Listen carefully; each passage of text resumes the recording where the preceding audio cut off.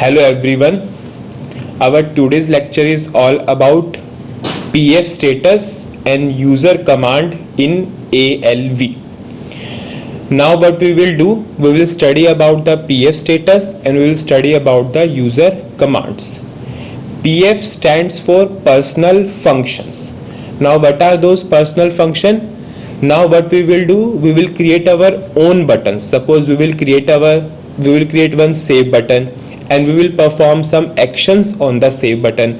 Suppose we will create display button, then we will perform some action on the display button.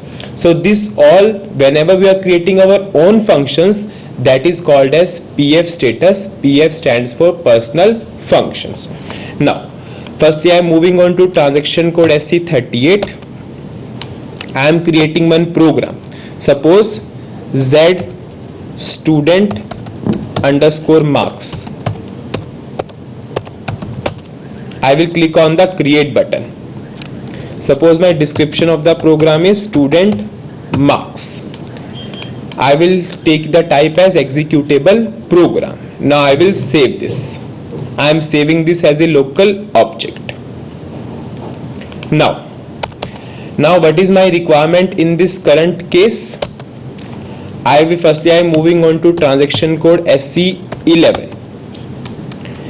I will go for database table, that is ZSTD underscore marks. I will display this table. I will go for the contents of the table.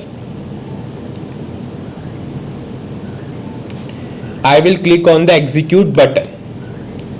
In this case, roll number is the primary key.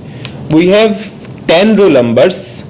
We have to we have to update the marks of these roll numbers into this database table. What is this? We have 10 roll numbers in this table. We have to update the marks into this table. What we will do, user will enter the marks from the screen and we will update those marks into the database table. So how we will do this? Firstly we will display an ALV which displays the roll number from 1 to 10, and user will input the marks and we will update those marks into this database table. So how we will do that? Firstly we will create one parameter. Suppose my name of the parameter is P underscore roll number. Type. What is the data element for the roll number? Is Z roll number.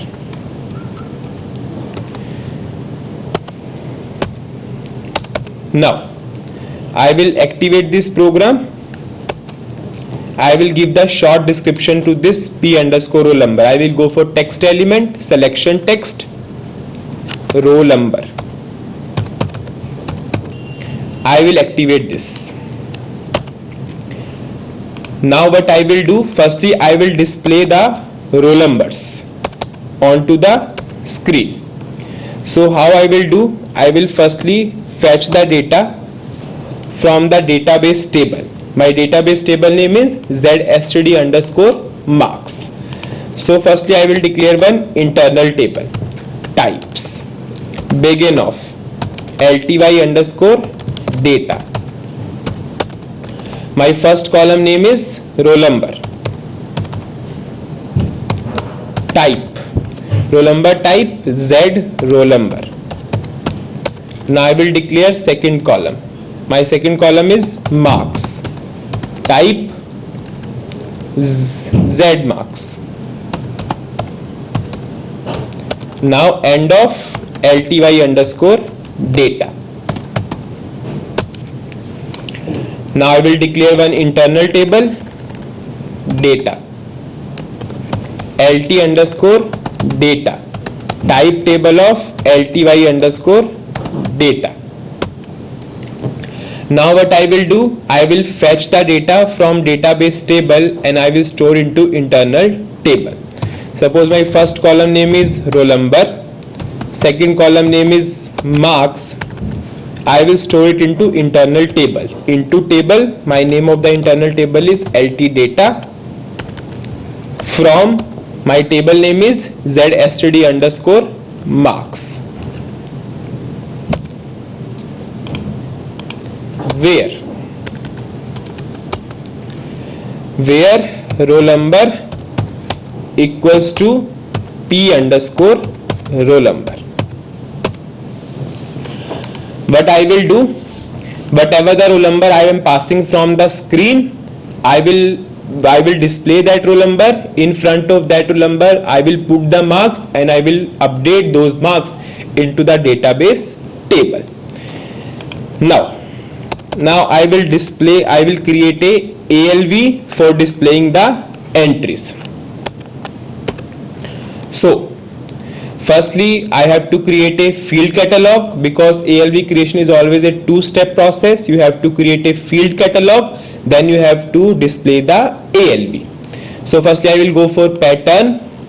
I will pass the name of the reusable component which is used for creating the field catalog. So my name of the component which is used to create the field catalog is reuse underscore ALV underscore field catalog underscore merge. What is the purpose of this reusable component? Whenever I am passing a structure to this reusable component, it will create a field catalog of that. So I will create one structure in SE11. Suppose my name of the structure is Z struct underscore std. I will click on the create button. I will go for structure, student structure. Suppose my component name is, first component name is roll number, type Z roll number. My second component name is marks, type Z marks. Now I will check for the syntax. Yes, I am saving this as a local object. Now I am activating this structure. Now I will pass this structure to the reusable component. Always remember that whenever you are passing something in single quotes, that must be in caps. Now I will declare one local variable for the field catalog. So how can I check the type of this internal table? I will go for double click on the function module or reusable component. I will check for the type. This CT underscore field catalog, it is of this type. So I will copy this type and I will declare data LT underscore field cat type this. Now I am saving the program. Now field catalog is ready. Now I will display the output. I will push the data into the field catalog. So for this we have one reusable component. I will go for pattern. I will take one reusable component, that is reuse underscore ALV underscore list underscore display. Enter. I will uncomment this exporting. I will uncomment this I underscore callback program. I will uncomment this IT underscore field catalog. Okay. Now our field catalog is LT underscore field catalog. Now our internal table name is LT underscore data. Now I have uncommented one more thing, that is I underscore callback underscore program. In this case you have to pass the name of the program. So for passing the name of the program, we have one SAP system variable, that is SciReport ID.